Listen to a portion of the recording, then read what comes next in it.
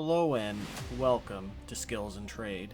In today's exciting video, we're going to polish this vintage aluminum circular serving tray to a mirror finish.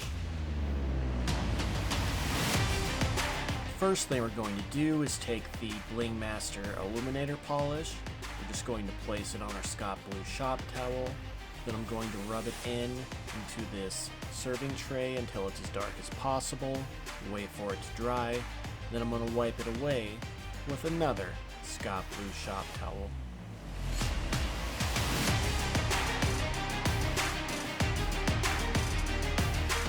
Now it's time to protect our finish. So I'm going to take the BlingMaster BlingBarrier clear sealant. I'm just going to place it on our Scott Blue shop towel. Then I'm going to rub it into this serving tray until it's as dark as possible. Wait for it to dry. Then I'm going to wipe it away with another Scott Blue shop towel.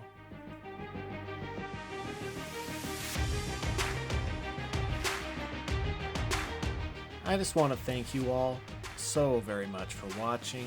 Please like and subscribe for more videos. Please leave a comment down in the comment box and have a wonderful day.